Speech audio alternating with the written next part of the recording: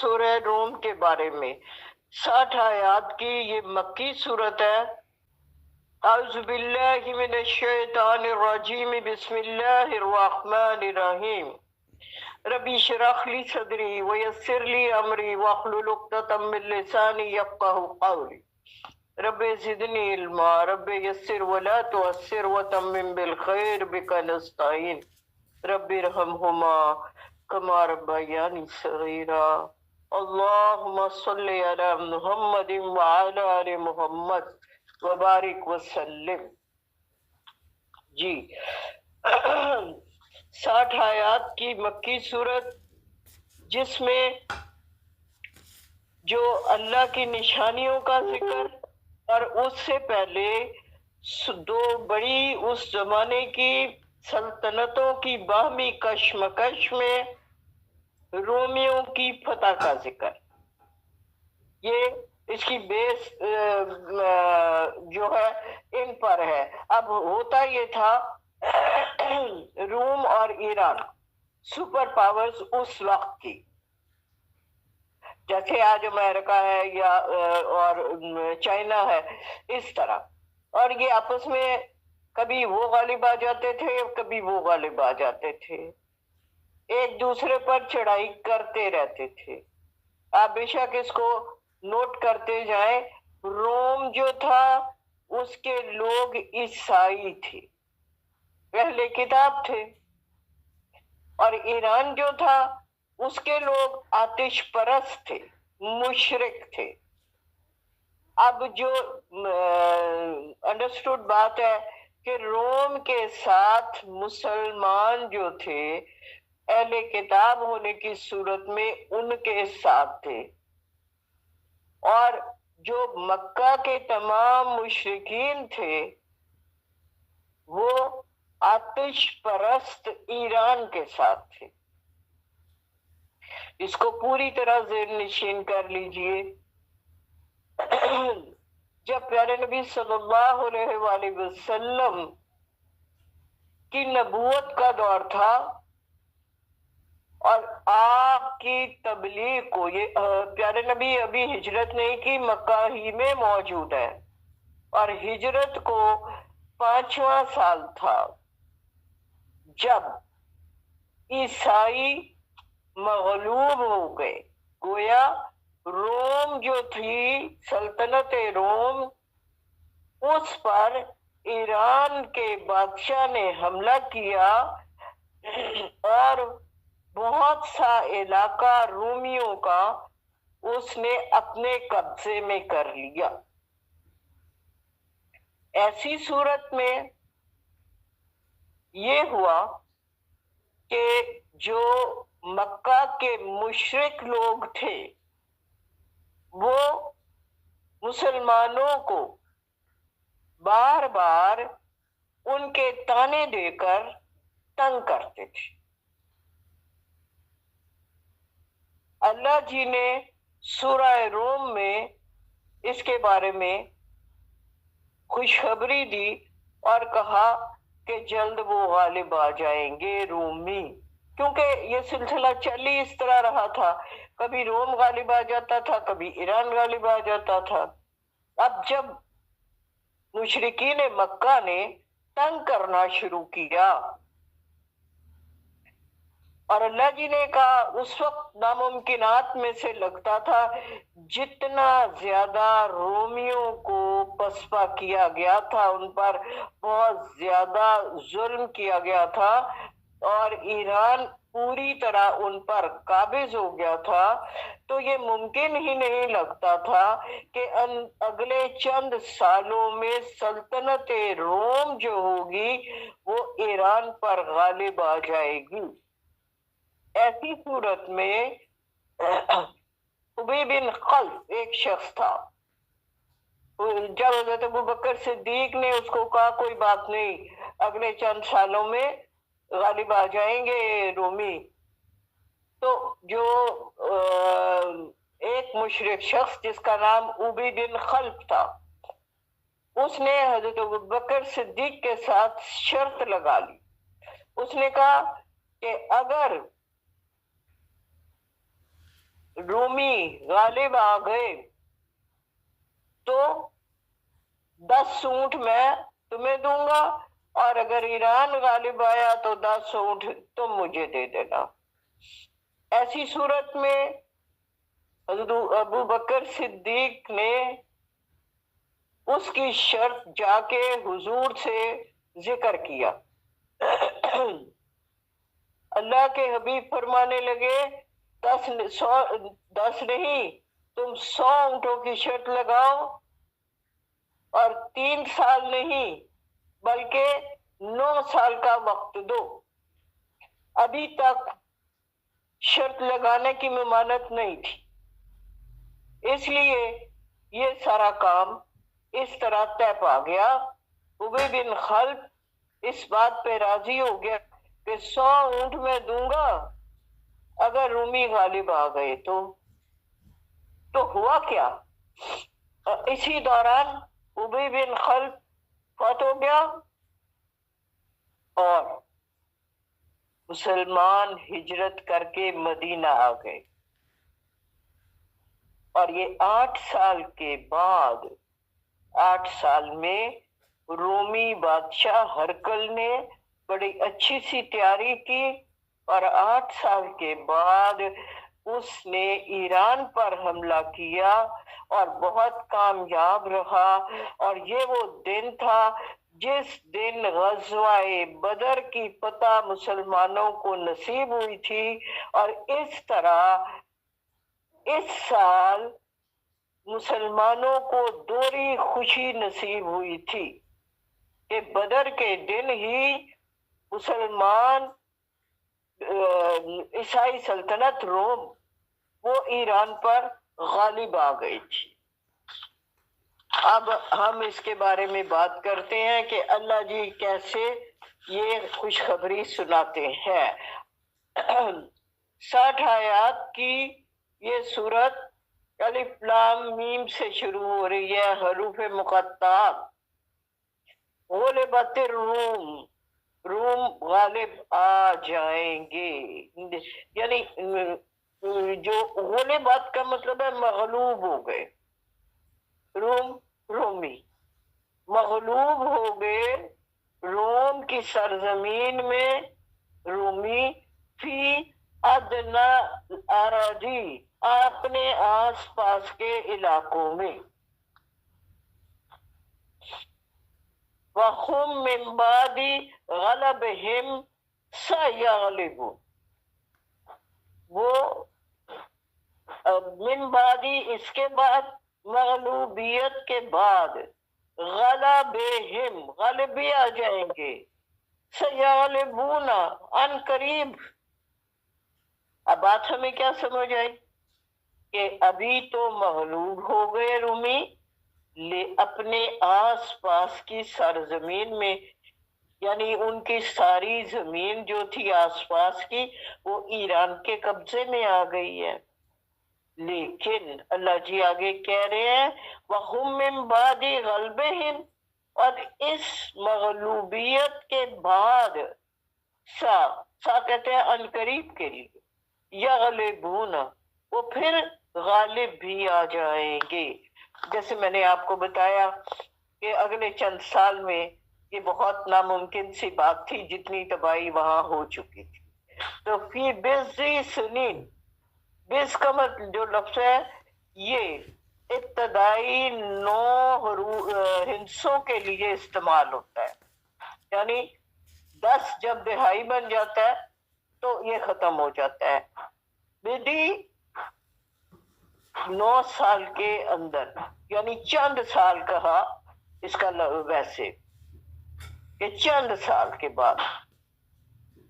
تو جو جیسے میں نے بتایا کہ حضرت ابو بکر صدیق نے شرط میں 9 سال کہا کہ جو شرط لگائی ہے ہم 9 سال کی مدت میں یقیناً رومی غالب آ جائیں گے۔ یہ بات انہوں نے مشرکین مکہ سے کہی تو جو تھا ابی بن خلف وہ مان گیا اس بات کو کہ ٹھیک ہے میں 100 اونٹ دوں گا، ایسا کچھ نظر نہیں آ رہا. للہ الامر من قبل ومن بعد. اور پھر ساتھ دیکھیے اللہ ہی کا حکم اور اختیار ہے، پہلے بھی اسی کا تھا اور بعد میں بھی اسی کا ہوگا. جو کچھ ہوا وہ سب اللہ کے حکم سے ہوا. فرما روائی تو ہر حال میں اللہ ہی کی ہے، جس کو چاہے پہلے فتح دے دے، جس کو چاہے بعد میں دے دے، جب جس کو چاہے فتح یاب کر دے. یعنی اصل حاکمیت اللہ کی ہے. جیسے ہم کہتے ہیں نا جمہوریت میں sovereignty belongs to people، لوگوں کے پاس طاقت ہے. تو اسلام یہ نہیں مانتا، نہ یہ اسلام کہتا ہے. اسلام کہتا ہے sovereignty belongs to اللہ، ساری طاقت اللہ ہی کی ہے. اسلام یہ کہتا ہے. اور یہی بات یہاں جب ذکر آیا سلطنتوں کا، حکومتوں کا، تو ساتھ ہی اللہ جی نے کہہ دیا کہ طاقت تو بس صرف اللہ ہی کی ہے. وہ جس کو چاہے فتح یاب کرے اور جس کو چاہے رسوا کر دے. وَيَوْمَئِذٍ يَفْرَحُ الْمُؤْمِنُونَ، اور اس دن اہل ایمان، وَيَوْمَئِذٍ اس روز، یفرح سے خوشی میں، المومنون مومنون ہوں گے. یعنی آج تو عیسائی مغلوب ہو گئے ہیں اور مسلمان ان کے ساتھ ہیں، لیکن آنے والے وقت میں ایک دن ایسا ضرور آئے گا چند سالوں میں جب مومنین خوشیاں منا رہے ہوں گے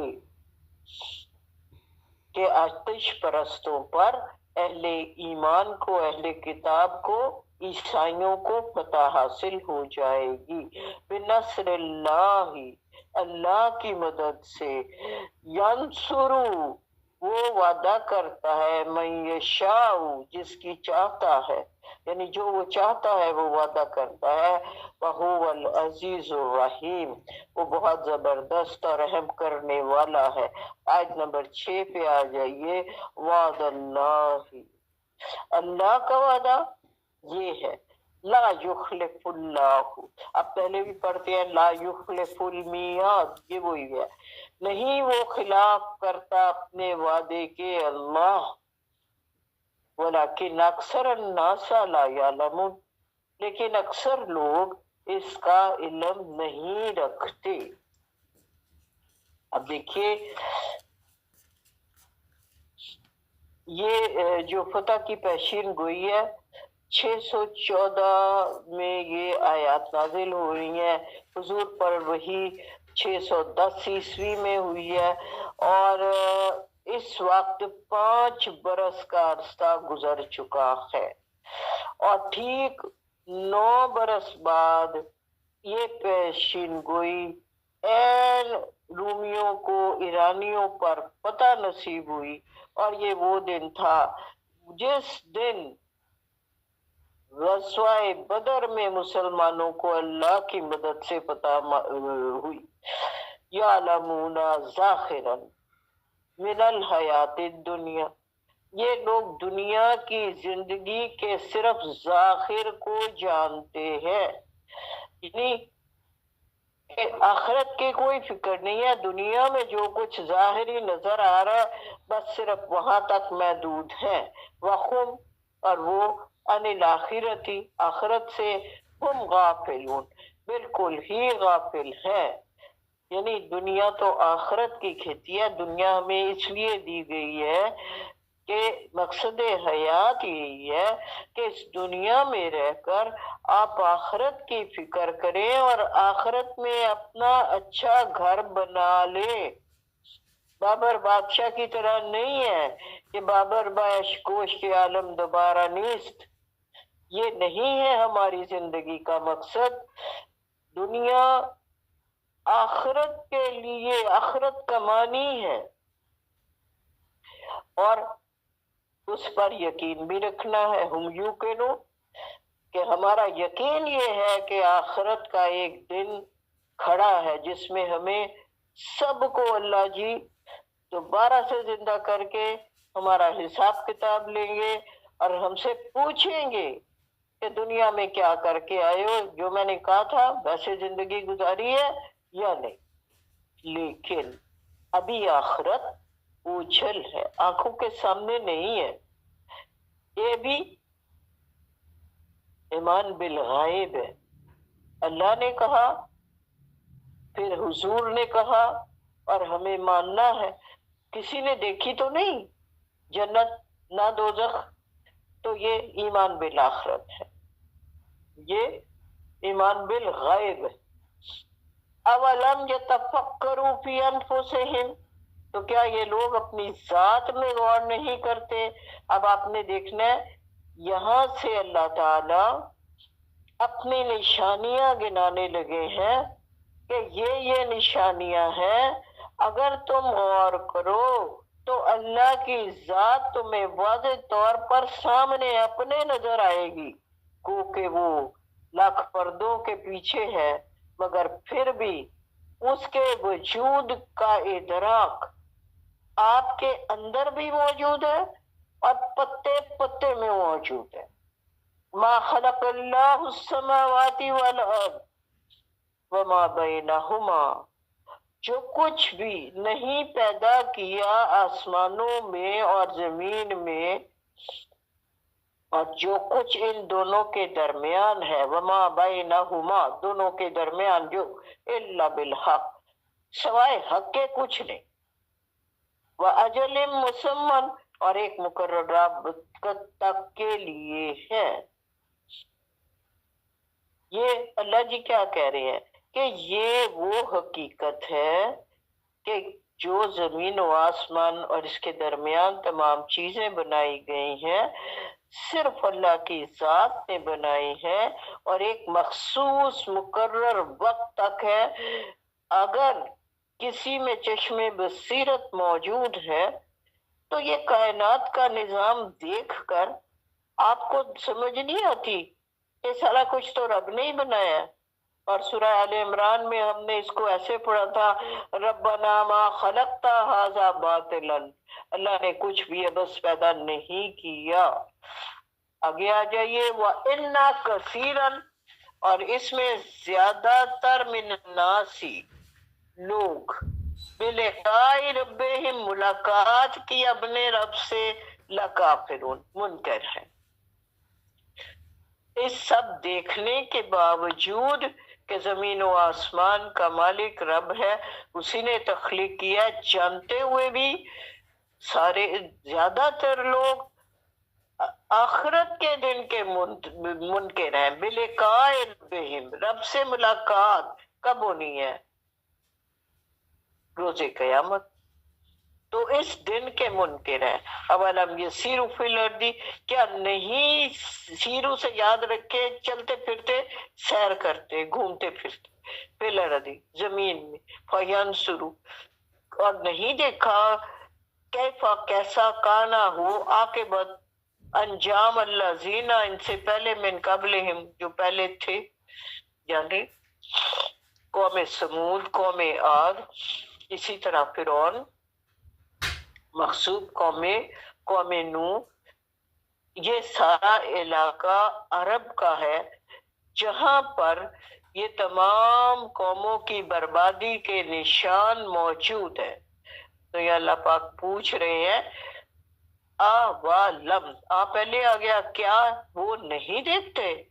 یسیرو نہیں، یسیرو چلتے پھرتے، گھومتے پھرتے، سیر کرتے ہیں، پھر لڑتے، وینظروا، کیفا، کیسا انجام ہوا، عاقبت الذین، پہلے لوگوں کا، من قبلہم، جو ان سے پہلے تھے، قانو، تھے، اشد منہم قوتا، ان سے زیادہ شدید وہ طاقت میں، وآثاروا الارض، انہوں نے زمین کو کاشت کیا، وعمروہا اکثر، اور اس کو زیادہ آباد کیا، مما عمروہا، اور انہوں نے آج سے، یعنی آج سے بڑھ کے اس کو آباد کیا تھا.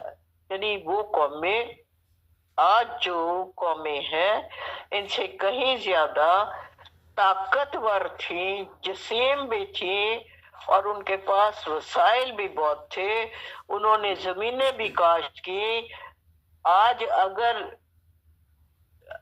مسلمان یا مشرک مکہ یہ سمجھ رہا ہے کہ ہم بہت طاقتور ہیں تو یہ ان کی بھول ہے۔ قوم عاد اور قوم سمود بڑے جسیم، بہادر، پہاڑوں کو کاٹنے والے اور اس میں کاٹ کاٹ کے خوبصورت گھر بنانے والے، اور یہاں انہوں نے کہا کہ زمینوں کو آباد کیا انہوں نے بہت، ان کے پاس بہت مال و دولت بھی تھا، جسمانی قوت بھی تھی اور مال متاع بھی بہت تھا۔ وجاءتہم رسلہم، ان کے پاس آئے ہمارے رسول بالبینات، روشن نشانیاں لے کے، وما کان اللہ، اور نہیں ہے اللہ لیظلمہم کہ وہ ان پر ظلم کرتا، لیکن قانو تھے انفسہم وہ نفسوں پر، یظلمون اپنے ظلم کرنے والے۔ 10 نمبر آیت، ثم کان عاقبۃ الذین آساؤا والسوء، پھر ان لوگوں کا انجام جنہوں نے بری روش اختیار کی، بہت سوا، بہت ہی برا ہوا۔ آپ سب یہ مغصوب قوموں کے قصے پڑھ رہے ہیں، 6 مغصوب قوموں کے قصے، تو اللہ جی کہہ رہے ہیں کہ سب کا انجام بہت برا ہوا۔ انکذبوا بآیات اللہ، اس وجہ سے کہ جھٹلایا تھا انہوں نے اللہ کی آیات کو، وَقَانُوا بِهَا يَسْتَهْزِئُونَ، اور وہ اللہ کی آیات کا مذاق اڑاتے تھے۔ 11 نمبر آیت، اللہ یبدأ الخلق ثم یعیدہ، اللہ ہی یبدأ پہلی بار، خلق تخلیق کرتا ہے، ثم پھر یعیدہ دوبارہ بھی وہی تخلیق کرے گا۔ تو اس بات کو کیوں نہیں سمجھتے کہ پہلی بار تخلیق کرنا مشکل کام ہے؟ جب اس نے تمہیں پہلی بار تخلیق کر لیا ہے تو یہ کیوں نہیں مانتے کہ تمہارے چاہے اجزاء کہیں بھی بکھرے ہوئے ہوں گے وہ جمع کر لے گا۔ اور اگر آپ یاد کریں تو جب حضرت ابراہیم نے اللہ سے کہا تھا میں نظارہ کرنا چاہتا ہوں کہ کیسے آپ زندہ کرتے ہیں، تو حضرت ابراہیم کو اللہ پاک نے حکم دیا کہ آپ 4 پرندے لیں اور ان کو پرزا پرزا ایک ایک پیس کر کے پہاڑوں پہ دور ان کو چھوڑ آؤ، اور پھر جب ان کو پکارا حضرت ابراہیم نے تو وہ اڑتے ہوئے حضرت ابراہیم کی طرف ثابت ثبوت آ گئے۔ تو یہ مثال اللہ جی یہاں اس طرح بتاتے ہیں کہ پہلے جس نے پیدا کیا ہے، پہلی بار تو پیدا کرنا مشکل کام ہے نا، تو دوسری بات تو جس نے پہلی بار پیدا کیا وہ دوسری بار تمہیں اکٹھا نہیں کر سکتا۔ ثم الیہ توڑ جاؤ، اور پھر تمہیں لوٹ کے اسی کی طرف جانا ہے۔ وَيَوْمَ تَقُومُ السَّاعَةُ يُبْلِسُ الْمُجْرِمُ، اور جس دن یوم قائم ہوگی ساتھ قیامت، یبلسو مایوس ہو جائیں گے مجرمون، مجرم۔ یہاں رک کے ذرا ایک سیکنڈ پچھلی آیت کو چیک کیجئے۔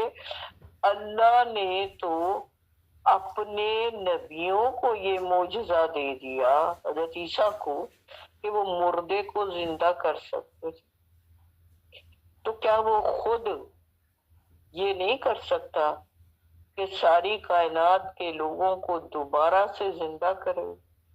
ایک خیال میرے ذہن میں آیا کہ جب حضرت عیسیٰ کر سکتے ہیں بحکم الہی تو خود رب کیوں نہیں کر پاتا؟ ایسا نہیں ہے، یعنی یقین دلانے کے لیے ہمیں یہ کہا جا رہا ہے کہ تم ضرور سمجھ لو اس بات کو، ہے مشرکین مکہ اور کافروں، یہ بات جان لو کہ وہ اللہ کی نشانیوں میں سے یہ ایک نشانی ہے کہ اس نے تمہیں پیدا کیا ہے، کائنات کو پیدا کیا ہے، آسمان و زمین کو بنایا ہے، تو پھر وہ مرنے کے بعد کیسے نہیں دوبارہ اٹھا سکتا۔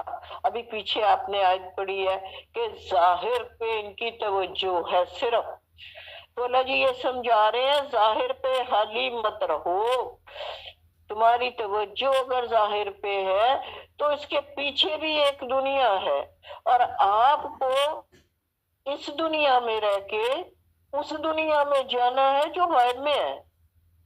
ظاہر میں ایک دنیا تمہیں نظر آ رہی ہے، تمہیں تو بس ساری اس کی خوشیاں اور اس کی چیزیں چاہیے، لیکن ایک وہ دنیا جو غائب میں موجود ہے، اصل حقیقی ابدی لافانی زندگی وہ ہے۔ اور یہ ایک امتحان میں تمہیں بھیجا گیا ہے کہ پیپر دو، پھر اس پیپر تیاری کرو، پہلے پھر پیپر دو، پھر اس کے بعد اپنے لیے چاہے جنت منتخب کر دو چاہے دوزخ، کہ لوٹ کے تمہیں اسی کی طرف جانا ہے۔ آیت نمبر 12 پہ آ جائیے کہ مجرم اس دن مایوس ہو جائیں گے، تو پھر وَلَمْ يَكُنْ لَهُم مِّن شُرَكَائِهِمْ شُفَعَاءُ وَكَانُوا بِشُرَكَائِهِمْ كَافِرِينَ، تو نہیں وہ سفارش کرنے والے ان کے وہ لوگ جن کو وہ شریک ٹھہراتے تھے رب کے ساتھ، اور وہ خود بھی ان شریکوں کا انکار کر دیں گے جب وہ دیکھیں گے کہ جن سے انہیں امیدیں وابستہ کی ہوئی تھی وہ ان کی کسی قسم کی کوئی مدد نہیں کر رہے، تو وہ ان کے منکر ہو جائیں گے۔ یہ بات قرآن میں بہت سی جگہوں پہ ہمیں بتائی سمجھائی گئی ہے۔ ابھی ریسنٹلی سورہ مائدہ آپ نے پڑھی تھی، تو اس میں کیا کہا تھا اللہ جی نے کہ دنیا کی ساری دولت اور اسی طرح کی اتنی اور بھی ہو جائے تو اگر یہ فدیہ میں دیں گے کہ ان کو عذاب سے رہائی مل جائے تو نہ قبول کیا جائے گا ان سے۔ تو اور بھی بے شمار جگہوں پہ قرآن میں یہ بات کہی گئی ہے کہ کوئی اس دن آپ کا ساتھ دینے والا نہ ہوگا۔ آگے کہا وَيَوْمَ تَقُومُ السَّاعَةُ، وہ روز جس دن قیامت قائم ہوگی، يَوْمَئِذٍ يَتَفَرَّقُونَ، فرق ڈال دیا، الگ الگ کر دیا جائے گا، کوئی بھائی بہن کا، کوئی بھائی بہن کی، کوئی ماں باپ، اولاد بچے، کوئی کسی کا ساتھ نہیں دے گا۔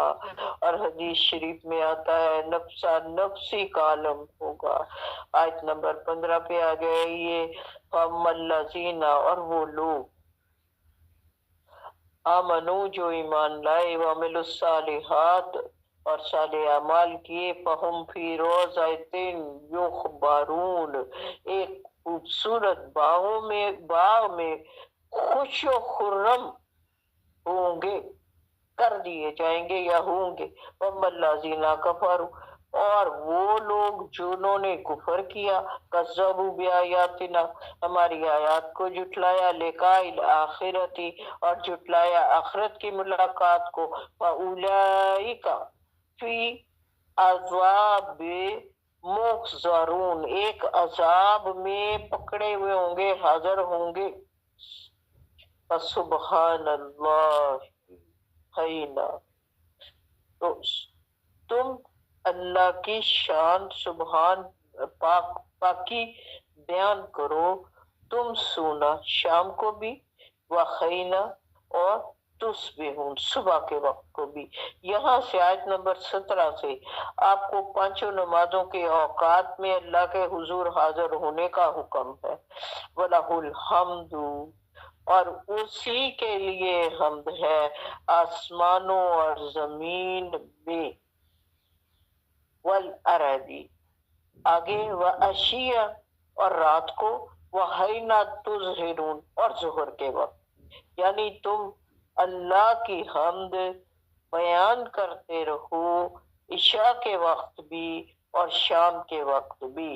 یخرج الحی من المیت، یہی آیت ہم پڑھ چکے ہیں سورہ آل عمران میں، یخرج الحی من المیت و یخرج الحی، ایک سیکنڈ، و تخرج الحی من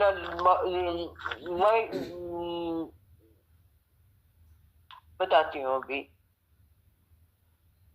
اکٹھا کروں اس بات کو، اس میں مکسڈ کر رہی ہوں. جو زندہ کو نکالتا ہے مردہ سے، وَيُخْرِجُ الْمَيِّتَ مِنَ الْحَيِّ، اور کبھی مردہ کو نکالتا ہے زندہ پہ، وَيُحْيِي الْأَرْضَ بَعْدَ مَوْتِهَا، اور وہ زندگی دیتا ہے زمین کو موت کے بعد، كَذَلِكَ تُخْرَجُونَ، اسی طرح وہ تم کو بھی نکالے گا. یاد کیجئے کہ اللہ پاک کیا کہہ رہے ہیں کہ جس طرح وہ جاندار مرغی میں سے بے جان انڈا پیدا کر دیتا ہے اور کبھی بے جان انڈے میں سے چوزا نکال دیتا ہے تم کو، اور پھر مردہ زمین کو بارش کر کے اس میں سے نباتات نکال دیتا ہے، اسی طرح جب پکار آئے گی تو اللہ تعالیٰ تمہیں زمین سے نکال لے گا. تخرج الحی من المیت و تخرج المیت من الحی و ترزق من تشاء بغیر حساب، یہ ہم نے سورہ آل عمران میں پڑھا تھا. آگے دیکھتے ہیں آیت نمبر 20 سے اللہ جی کیا کہہ رہے ہیں. اب نشانیاں اور اللہ جی بتانے لگے ہیں اس کی ذات کے عرفان کی. وَمِنْ آیَاتِهِ أَنْ خَلَقَكُم مِّن تُرَابٍ، اور اس کی آیات نشانیوں میں سے ہے کہ اس نے خلقکم، تمہیں تخلیق کیا ہے، من تراب، مٹی سے، ثم پھر، اذا انتم بشر تنتشرون، تم انسان بن گئے اور زمین میں پھیلا دیے گئے. یہ بھی اس کی نشانی ہے کہ خلقکم من انفسکم ازواجا، تمہارے لیے اس نے تمہارے جیسا زوج پیدا کیا، وَلَتَسْكُنُوا إِلَيْهَا، تاکہ تم اس سے سکون حاصل کرو. رک کے ذرا سوچئے کتنے جوڑے ایسے ہیں جو ایک دوسرے کے لیے باعث سکون ہوتے ہیں. اللہ نے جوڑے اس لیے بنائے ہیں کہ اپنی دونوں کی ذات کو سکون ملے. کہیں عورت کو سکون نہیں، کہیں مرد کو سکون نہیں. تو اس آیت پہ غور کرنا چاہیے کہ مجھے بنایا اس لیے گیا کہ میں اپنے زوج کو سکون دوں. عورت کو بھی اور مرد کو بھی ایسے سوچنا چاہیے کہ ہمیں اللہ نے اس لیے بنایا ہے کہ ہم اپنے زوج کے لیے باعث سکون ہوں. جب ہم اس طرح سوچتے ہیں تو بہت ساری مشکلات کا حل نکل آتا ہے. وَجَعَلَ بَيْنَكُمْ مَوَدَّةً وَرَحْمَةً، اور بنا دی اس نے تمہارے درمیان محبت اور رحمت. إِنَّ فِي ذَلِكَ لَآيَاتٍ لِقَوْمٍ يَتَفَكَّرُونَ، اس میں بھی نشانیاں ہیں کس کے لیے؟ جو غور و فکر کرتے ہیں. میں نے غور و فکر کی دعوت یہ دی ہے کہ ہر زوج نے اپنے زوج کے بارے میں یہ سوچنا ہے کہ مجھے اللہ نے اس کے سکون کے لیے پیدا کیا، چاہے وہ کوئی بھی ہو. وَمِنْ آیَاتِهِ خَلْقُ السَّمَاوَاتِ وَالْأَرْضِ، یہ بھی نشانی ہے جو تخلیق آسمان اور آسمانوں کی تخلیق اور زمین کی تخلیق، یہ بھی اللہ کی ایک نشانی ہے. واختلاف اور مختلف جو ہیں، السنتکم، تمہارے زبانیں، والوانکم، اور تمہارے رنگ، یہ بھی ایک اللہ کی نشانی ہے کہ اس نے مختلف رنگوں اور مختلف زبانوں کے ایک کو دنیا میں رہنے والوں کو عطا کر دی ہے. کوئی سیاہ ہے، کوئی سفید ہے، کوئی سرخ ہے، کوئی زرد ہے. یہ سب اللہ کی نشانیاں ہیں. ان فی ذلک لآیات للعالمین، یقیناً یہ نشانیاں ہیں ان لوگوں کے لیے جو علم رکھتے ہیں، غور و فکر کرتے ہیں، اور ظاہر غور و فکر سے پہلے علم ہوتا ہے، علم لیتے ہیں پھر اس پہ غور و فکر ہوتا ہے۔ وَمِنْ آیَاتِهِ مَنَامُكُمْ بِاللَّيْلِ وَالنَّهَارِ، اس کی نشانیوں میں سے ہے لیل، رات کے وقت تمہارا سونا، اور نہار، دن کے وقت، وَابْتَغَاؤُکُمْ، تمہارا تلاش کرنا، من فضل ہی، اس کے فضل کو، یعنی دوپہر دن سارا روزگار کی تلاش میں سرگرم ہونا، پھر رات کو سکون سے سونا، یہ سب اللہ کی نشانیوں میں سے ہے۔ اللہ نے زندگی کو بنا اس طرح دیا ہے کہ دن تلاش معاش میں گزارو اور رات سکون میں سو کر۔ ان فی ذالک لآیات لقوم یسمعون، اس میں بھی نشانیاں ہیں اس قوم کے لیے جو سنتے ہیں۔ یعنی سنتے ہیں سے کیا مراد ہے؟ یہی کہ دل کی آواز سنتے ہیں، دل کی بات سنتے ہیں، غور و فکر کرتے ہیں، محض ادھر سے سنا ادھر سے نکال دیا، ایسے نہیں کرتے۔ وَمِنْ آیَاتِهِ یُرِیکُمُ الْبَرْقُ، یہ بھی اللہ کی نشانیوں میں سے ہے کہ آپ دیکھتے ہیں برق کو، بجلی کو، خوفاً وطمعاً، خوف اور امید کے ساتھ۔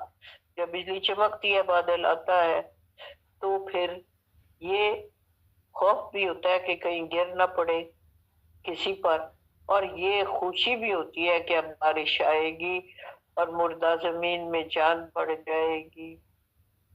اور مومن مسلمان کو تو حکم بھی یہ ہے کہ خوف اور طمع کی حالت میں ہمیشہ رہے، کہ امید بھی ہے اور اللہ کا خوف بھی ہے۔ وَيُنَزِّلُ مِنَ السَّمَاءِ، اور پھر وہ برساتا ہے آسمان سے کیا؟ معاً، پانی، وَيُحْيِي، اور زندہ کرتا ہے بہی، اس کو، اردا، زمین کو، بعد موتہا، اس کے مردہ ہو جانے کے بعد۔ ان فی ذالک لآیات لقوم یعقلون، اس میں نشانیاں ہیں عقل والی قوم کے لیے۔ 25 آیت۔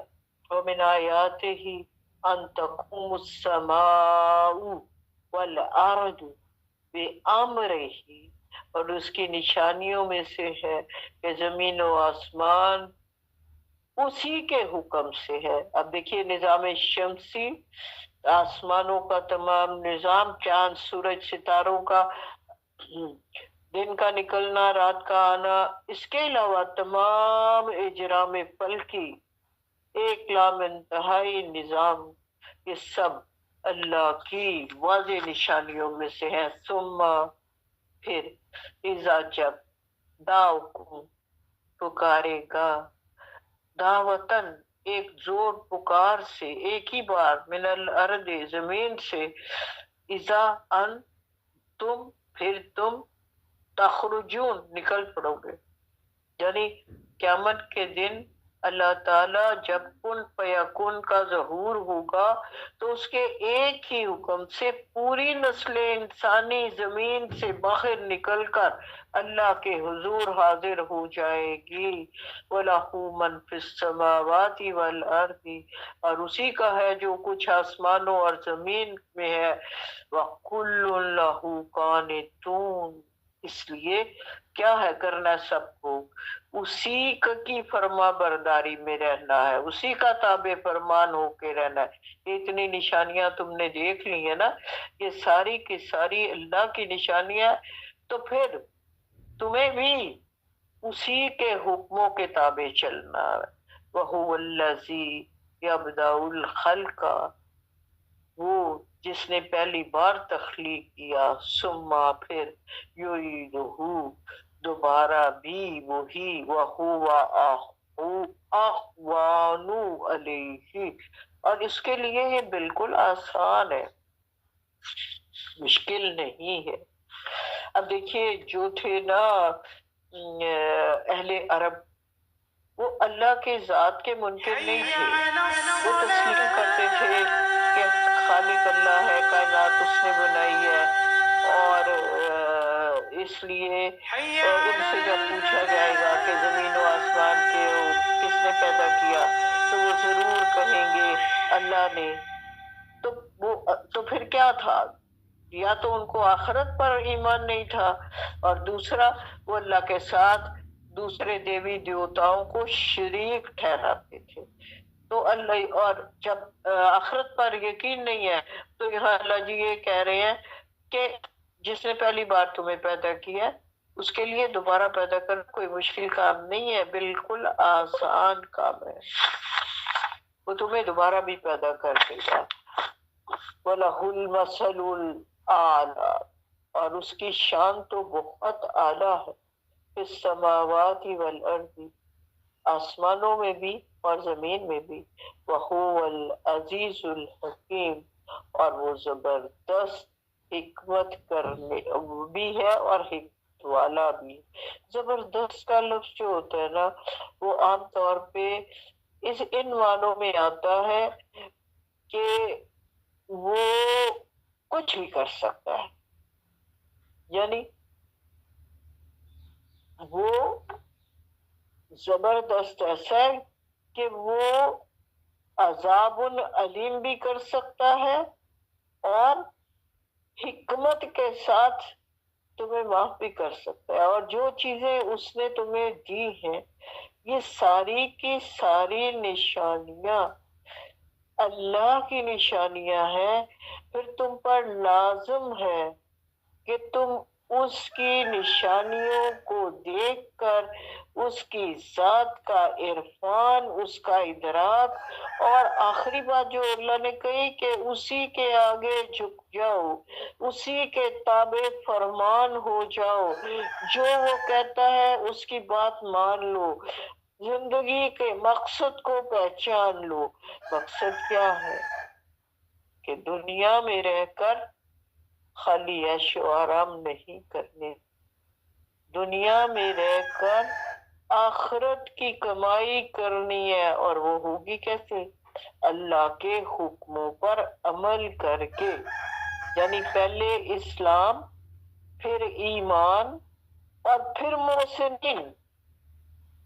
اور آپ نے قرآن میں کتنی دفعہ پڑھا ہے واللہ یحب المحسنین، کہ اللہ پاک احسان کرنے والوں سے پیار کرتا ہے۔ اب ہمیں کیا کرنا ہے؟ اسلام تو ہمیں گٹی میں مل گیا ہے، ایمان کو مضبوط کرنا ہے۔ اللہ کی ذات کے لیے وہ تمام یہ مثالیں جتنی آپ نے آج پڑھی ہیں، ان تمام مثالوں کو بار بار غور کرنا ہے کہ حقیقت یہی ہے کہ پتا بھی ہلتا ہے تیری رضا سے، کہ سارا کچھ آسمان زمین، خود انسان کی اپنی پوری حیات، قرآن میں ہمیں یہ بھی نشانی کے طور پر بتایا گیا کہ گندے پانی کی ایک بوند سے اس نے آپ کو پیدا کر کے پھر کیسے آپ کے اوپر گوشت چڑھایا، پھر کیسے اندر ہڈی بنی، پھر ہڈیوں کے اوپر آپ کو گوشت چڑھا کے پھر آپ کو کامل بشر بنا کے اللہ نے دنیا میں منتشر کر دی۔ اور اس میں ابھی تک جتنا آپ نے سورہ روم میں پڑھا ہے، سوائے پہلی چند آیات کے جس میں کہ رومیوں کے اور ایرانیوں کے غلبہ کی بات ہوئی ہے، باقی تمام آیات اللہ کی نشانیوں پر اور ہمیں دعوت دینے پر کہ آپ نے ان تمام نشانیوں پر غور و فکر کرنا ہے، اور آخرت پر کبھی یقین رکھنا ہے کہ دیکھیے آخرت کا یقین ہی ہمیں اعمال صالح کی طرف لے کے جاتا ہے۔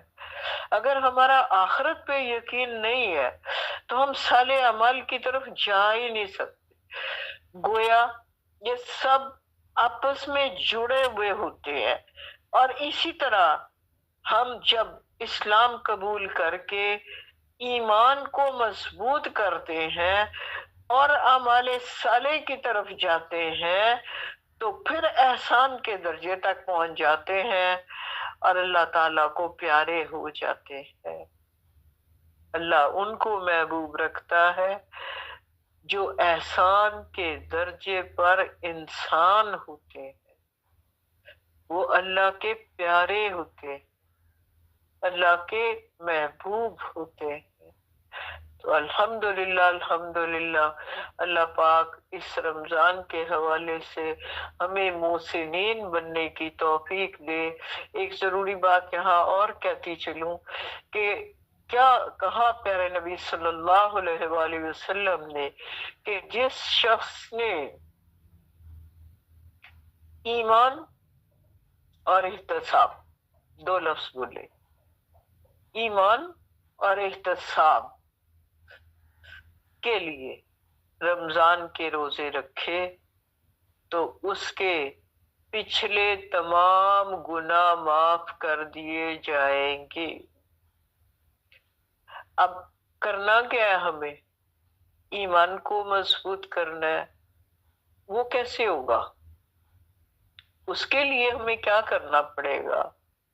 اپنے آپ کو ہلا کے یہ جتنی آپ نے نشانیاں اللہ کی ذات نے آپ کو بتائی ہیں ان کو یاد کرنا ہے، اور یاد کرنے کے بعد پختہ عزم کرنا ہے یقیناً یقیناً وہ میری شرک سے بھی زیادہ قریب ہے اور میرے ہر عمل پر نگاہ رکھے ہوئے ہے۔ اور احسان کے درجے تک پہنچنے کے لیے آپ کو یہ مقام حاصل کرنا ہے کہ میری ہر حرکت پر میرے رب کی نظر ہے۔ اس سے بھی اگلا مقام کیا ہے کہ میں اس کو دیکھ رہا ہوں۔ اس کو اقبال نے کیسے کہا تھا؟ خدا بندے سے خود پوچھے بتا تیری رضا کیا ہے۔ یہ ہے محسنین کا مقام۔ تو اللہ تعالیٰ اب کے رمضان میں یہ ساری آیات نشانیاں اپنے ذہن میں رکھیں، اس کو ضرور 2-4 دفعہ پڑھیں اور پھر اپنے ایمان کو مضبوط کیجئے اور پھر عمل صالح پہ آئیے اور اللہ سے محسنین کا درجہ حاصل کر لیجئے، آپ اور میں سب۔ وآخر دعوانا ان الحمد للہ رب العالمین۔